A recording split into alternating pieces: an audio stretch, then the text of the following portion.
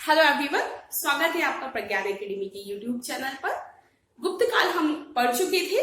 हमने देखा कि किस तरीके से एक बहुत ही जिसे स्वर्णिम काल कहा गया गुप्त काल को, बहुत चक्रवर्ती सम्राट हुए यहाँ पर, और कैसे उस गुप्त वंश का पतन हुआ। ठीक है, गुप्त वंश का पतन हुआ लगभग 6वीं शताब्दी के बीच मध्य तक। गुप्त वंश का पतन संपूर्णतः हो गया था। कई सारे अन्य छोटे छोटे राजवंशों का उदय होने लगा था। यह तो हम पतन के टाइम ही देख रहे थे कि कई सारे जो राजवंश थे उन्होंने अपने आप को स्वतंत्र करने की घोषणा कर दी थी, या हुणों का आक्रमण हुआ था। तो इस तरीके से बहुत सारे छोटे बड़े अन्य राज्यों का उदय होने लगा था। अब ये तो हुआ 6वीं शताब्दी के मध्य में। अब जब हम मध्यकाल पढ़ते हैं, वह कब पढ़ते हैं? 8वीं शताब्दी से, है ना। 8वीं से 10वीं शताब्दी, ये क्या रहता है? मध्यकाल रहता है। 8वीं शताब्दी से स्टार्ट होता है इसका। तो अब ये 6वीं शताब्दी के मध्य से लेकर 8वीं शताब्दी के तक का जो समय है, इस बीच में कौन कौन से राजा आए? क्योंकि क्या था, ये गुप्त वंश जो था वह एक बहुत ही जितने भी चक्रवर्ती सम्राट आदि यहाँ पर आए, ठीक है, और बहुत स्थापत्य कला के क्षेत्र में देख लो या देख लो विज्ञान के क्षेत्र में देख लो, तो हमने इसको क्या कह दिया? स्वर्ण युग कह दिया था। ठीक है, इन्होंने क्या किया था? एक केंद्रीकृत शासन की नींव रख दी थी, जो कि हमने मौर्य काल में देखने को मिलती थी। वही फिर से जो केंद्रीकृत जो शासन है वह हमें गुप्त काल में देखने को मिला। लेकिन गुप्त वंश का पतन हुआ, मध्यकाल का स्टार्ट हुआ। इसके बीच का जो समय है इसको हम दो भागों में पढ़ेंगे।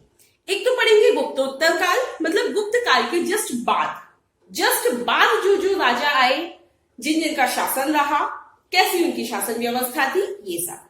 दूसरे भाग जो हम पढ़ेंगे पूर्व मध्यकाल, मतलब मध्यकाल से जस्ट स्टार्टिंग, मतलब जस्ट पहले कौन कौन से शासकों का यहाँ पर शासन था। ठीक है, इन दो भागों में हम पढ़ेंगे। तो जैसा कि हमने बात किया कि जब गुप्त वंश के शासकों का पतन होने लगा और बहुत सारे राज्यों ने अपने अपने को स्वतंत्र होने की घोषणा कर दी, मतलब हम ये कह सकते हैं एक नए भारत का उदय होने लगा था। जो एक केंद्रीकृत शासन व्यवस्था थी वह विकेंद्रीकृत शासन व्यवस्था में परिवर्तित हो गई थी। एक क्षेत्रवाद को बल मिलने लगा था, सामंतवाद को बल मिलने लगा था, छोटे छोटे राज्य स्वतंत्र होने लगे थे। मतलब एक जो बहुत बड़ा साम्राज्य था उसकी जगह किसने ले ली थी? छोटे छोटे राज्यों ने ले ली थी। जैसे हम देखते हैं कि बहुत बड़े हिस्से में फैला हुआ था गुप्त साम्राज्य, लेकिन उसके हर एक छोटे छोटे राज्य ने अपने अपने आप को स्वतंत्र करने की घोषणा कर दी। तो एक बहुत बड़ा साम्राज्य ना रहकर क्या हो गया था? छोटे छोटे राज्य अपने आप में एक स्वतंत्र राज्य बन गए थे। ठीक है, यह प्रांत जो थे वह एक स्वतंत्र राज्य बन गए थे। ठीक है, एक तो ये एक महत्वपूर्ण घटना मानी जाती है गुप्तोत्तर काल की। और जो दूसरी जो महत्वपूर्ण घटना मानी जाती है गुप्तोत्तर काल की, वह है भारत में इस्लाम धर्म का उदय। मतलब इस्लाम जो है उसका भारत में प्रवेश भी कब हुआ?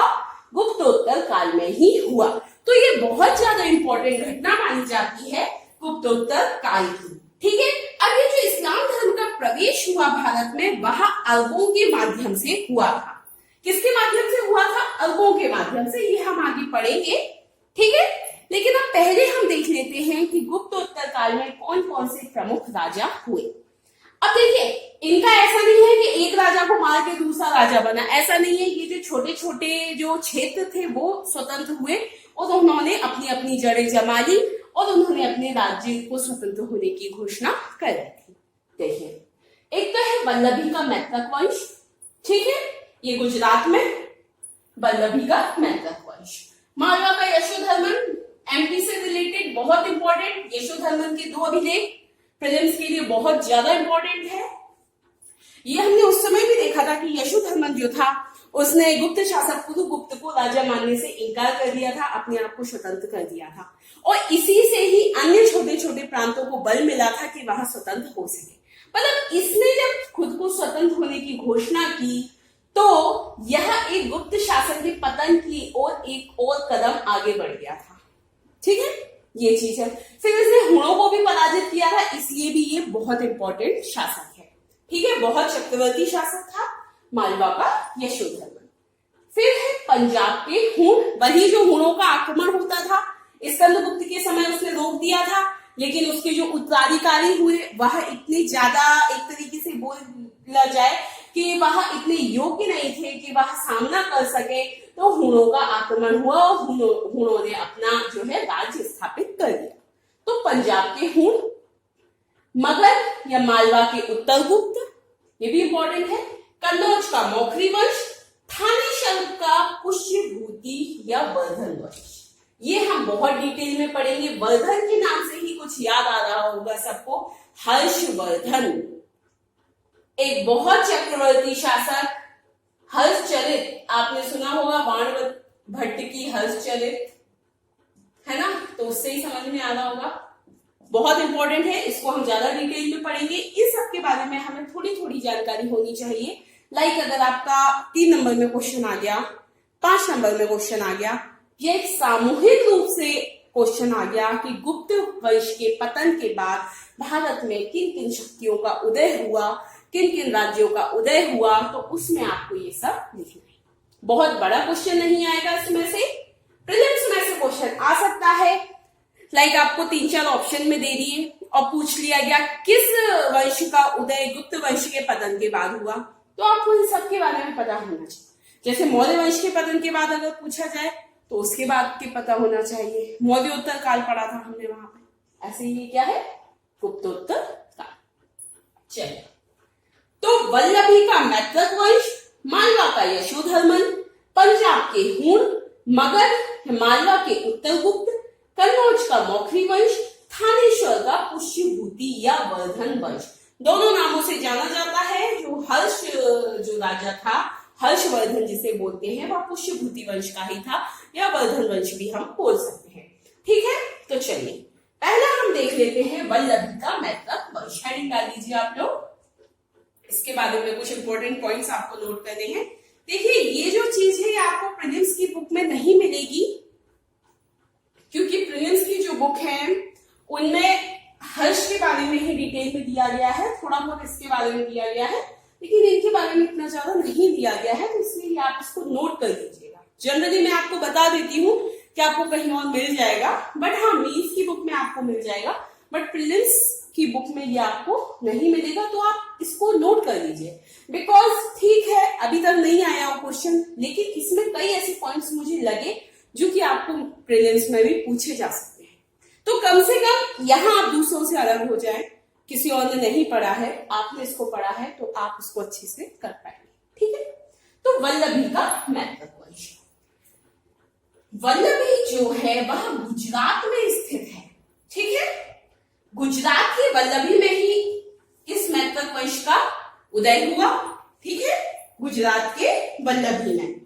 अब इस वंश की स्थापना की बात कर ली जाए तो भट्टार्क ने इस वंश की स्थापना की, है ना। भट्टार्क जो था वह गुप्तकालीन सैनिक अधिकारी था।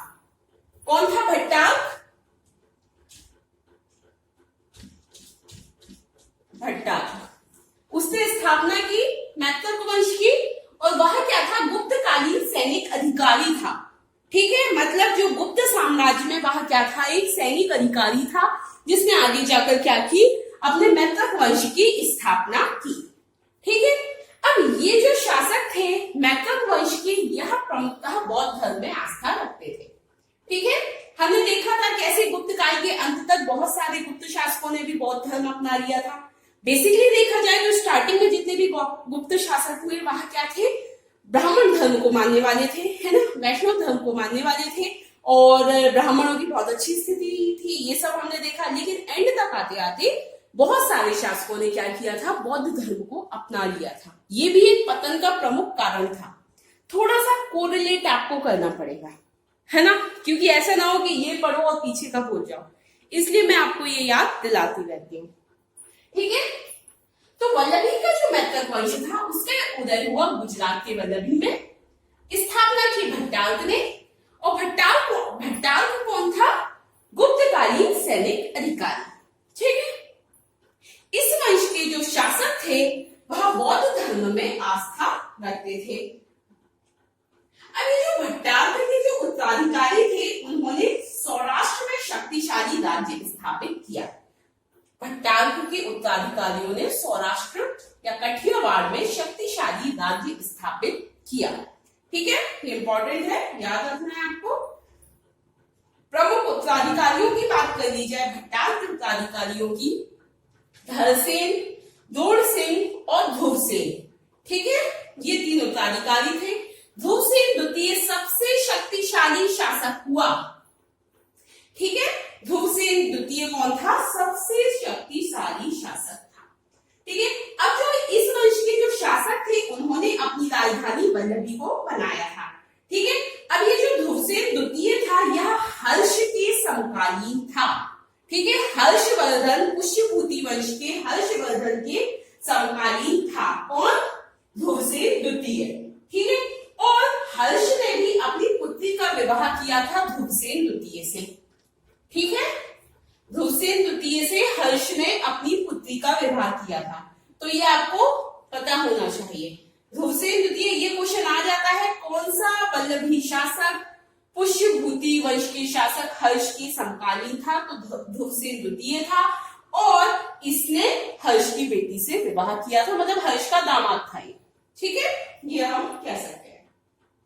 अब हर्ष ने इससे विवाह कर दिया तो क्या किया? वल्लभी वंश से एक मैत्री पूर्वक संबंध बना लिया। ठीक है, मैत्री संबंध थे पुष्यभूति वंश के और मैत्रक वंश के। ठीक है, इसके बाद ध्रुवसेन के काल में ही वल्लभी जो था वह शिक्षा तथा व्यापार वाणिज्य का प्रमुख केंद्र था। वल्लभी किस किस का प्रमुख केंद्र था? शिक्षा का और व्यापार वाणिज्य का प्रमुख केंद्र था ध्रुवसेन द्वितीय के काल में। वल्लभी विश्वविद्यालय, वल्लभी विश्वविद्यालय जो है शिक्षा का एक बहुत प्रमुख केंद्र रहा। हमने देखा था कि अगर हम इतिहास पढ़ें तो भारत का जो सबसे पुराना जो विश्वविद्यालय है वह है तक्षशिला। ठीक है, और जो सबसे विख्यात था वह था नालंदा। लेकिन वल्लभी का ज्यादा नाम नहीं आता, लेकिन वल्लभी भी शिक्षा का बहुत प्रमुख केंद्र था, क्योंकि जो अधिकतर जो प्रशासनिक अधिकारी जो होते थे वह यहीं से शिक्षा ग्रहण किए हुए होते थे। मतलब यहाँ से शिक्षा लिए हुए व्यक्ति ज्यादातर राज्यों में जाकर प्रशासनिक अधिकारी बनते थे। उस समय भी होते थे सेनापति, अमात्य, बहुत सारे अधिकारी होते थे। तो वह सब कहाँ से शिक्षा ग्रहण किए होते थे? मोस्टली जो होते थे वह वल्लभी विश्वविद्यालय से ही शिक्षा ग्रहण किए हुए होते थे। इसलिए इस विश्वविद्यालय की एक अलग ही पहचान थी। ठीक है, अगर हम बात करें कि एक चीनी यात्री था इत्सेन, जो कि 7वीं शताब्दी में भारत आया, उसने वल्लभी विश्वविद्यालय की शिक्षा की बहुत प्रशंसा की थी इत्सेन ने। ठीक है, 7वीं शताब्दी में आया था और वल्लभी विश्वविद्यालय की इसने बहुत प्रशंसा की थी। तो इससे हमें पता चलता है कि वल्लभी विश्वविद्यालय जो था उस समय की शिक्षा का प्रमुख केंद्र रहा होगा। ठीक है, इसके बाद एक और यात्री था जो हिमसांग था, उसने भी वल्लभी की यात्रा की थी, तो इसलिए वह भी पता होना चाहिए। हिमसांग ने भी की है और इत्सेन ने भी की है। ठीक है, इसके बाद अगर हम देखें मैत्रक वंश का जो आखिरी शासक था वह था शिलादित्य। बस इतना हमें ध्यान रखना है। प्रथम शासक भट्टारक ने स्थापना की, अंतिम शासक शिलादित्य जो बहुत ज्यादा शक्तिशाली और बहुत प्रसिद्ध शासक ध्रुवसेन द्वितीय, हर्ष का समकालीन था, वल्लभी विश्वविद्यालय था, उस समय प्रमुख शिक्षा का केंद्र था, व्यापार वाणिज्य का भी वल्लभी प्रमुख केंद्र हुआ था। ये इंपॉर्टेंट है। ठीक है, तो ये हो गया वल्लभी का मैत्रक वंश। नेक्स्ट हम देख लेते हैं मालवा का यशोधर्मन। ये आपको चूंकि एमपी का है तो इसलिए भी बहुत इंपॉर्टेंट है। ठीक है, और वैसे भी आपको पता होना चाहिए मालवा का यशोधर्मन। मालवा के यशोधर्मन के बारे में 2 अभिलेख प्राप्त हुए हैं, है ना। जितनी भी जानकारी जो मिलती है यशोधर्मन की वह उन्हीं 2 अभिलेखों से प्राप्त होती है। ठीक है, इसीलिए हमको ये नहीं पता कि इसके जो राजवंश था या इसका जो राज्य था उसका अंत कैसे हुआ, क्योंकि उसके बारे में अभी तक भी सब कुछ ज्ञात नहीं है कि इसके जो अन्य शासक थे वह कौन कौन से थे, या इसके उत्तराधिकारी आदि कौन थे, या इसके राज्य का अंत कैसे हुआ, वह सब चीजें ज्ञात नहीं है। सिर्फ इसके बारे में ही जो जानकारी है वह 2 अभिलेखों से प्राप्त हो जाती है, तो वही सारी हमको पढ़ना है। ठीक है, उदय 6वीं शताब्दी के प्रारंभ में उदय हुआ मालवा के यशोधर्मन। ठीक है, मालवा के यशोधर्मन राज्य का उदय कब हुआ? 6वीं शताब्दी के आरंभ में हुआ। अब इसकी उपलब्धियों का वर्णन हमें किससे मिलता है? मंदसौर की 2 अभिलेखों से प्राप्त होता है। ठीक है, जो मंदसौर प्रशस्ति जो है अभिलेख, उसमें यशोधर्मन को एक उत्तर भारत का एक चक्रवर्ती राजा कहा गया है। ठीक है, मंदसौर प्रशस्ति में क्या कहा गया है? यशोधर्मन को उत्तर भारत का चक्रवर्ती राजा। हूणों की पराजय, इसी ने पराजय मतलब हूणों को पराजित किया था, यही इसकी सबसे महानतम उपलब्धि थी। मैंने आपको यहाँ पर भी बताया था, मालवा का जो यशोधर्मन था उसने हूणों को पराजित किया था और ये उसकी सबसे बड़ी उपलब्धि थी। ठीक है, अगर इसके राज्य की बात करें तो अभिलेखों में ऐसा लिखा हुआ है कि इसका राज्य लौहित्य मतलब ब्रह्मपुत्र नदी से पश्चिम में समुद्र पर्वत तक फैला हुआ था, मतलब बहुत दूर तक इसका राज्य फैला हुआ था। मंदसौर प्रशस्ति में इसको जनेंद्र भी कहा गया है। ठीक है, यह एक शिव भक्त था, शिव जी की उपासना किया करता था।